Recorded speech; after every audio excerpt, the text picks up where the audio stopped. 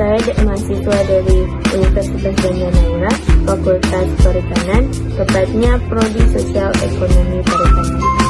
Baik, di sini saya akan menjelaskan sedikit tentang dua materi, yang dimana materi yang pertama itu tentang materi elastisitas, yang kedua tentang biaya produksi.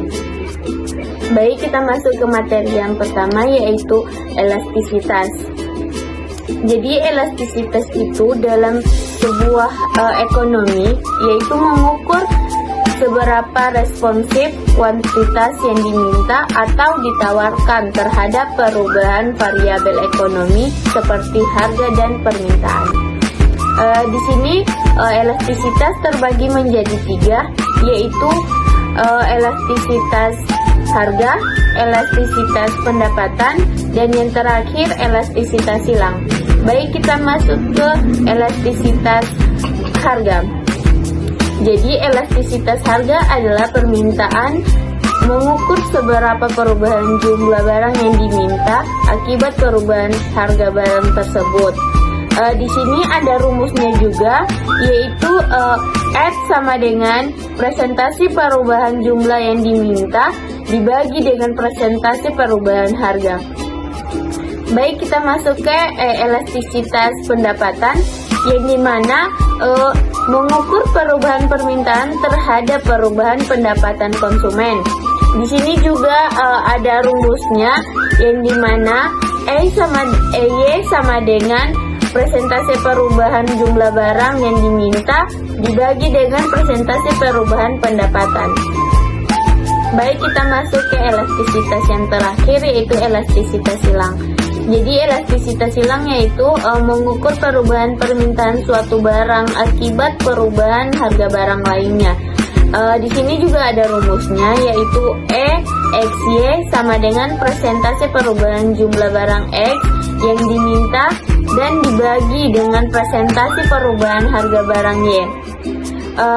Kita akan masuk ke tujuan elastisitas. Yang pertama, mengetahui respon konsumen terhadap perubahan harga. Baik, kita akan masuk ke tujuan elastisitas. Yang pertama, kita mengetahui respon konsumen terhadap perubahan harga, yang dimana elastisitas membantu melihat apakah konsumen akan banyak mengurangi atau menambah pembelian saat harga barang berubah. Yang kedua, membantu menentukan harga yang tepat, yang dimana maksudnya itu jika permintaan inelastis, harga bisa dinaikkan tanpa menurunkan jumlah permintaan terlalu banyak.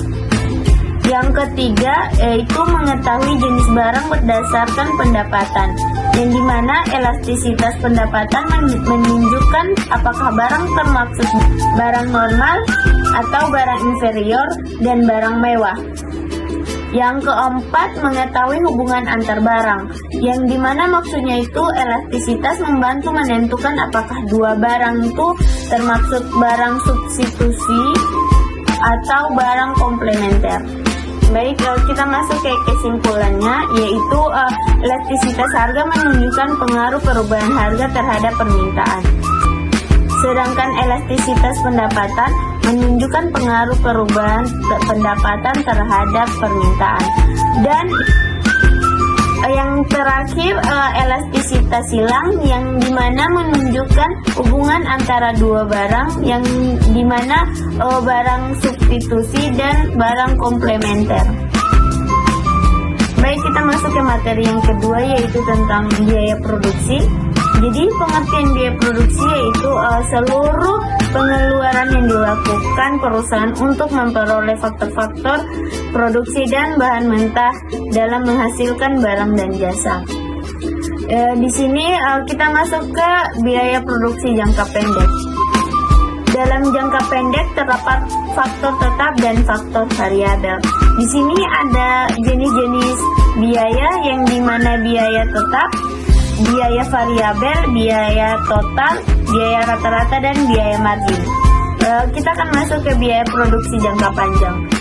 Pada jangka panjang, semua faktor produksi bersifat variabel. Di sini konsep biaya jangka panjang yaitu long run total cost, dan juga ada long run average cost, dan yang terakhir ada long run margin cost.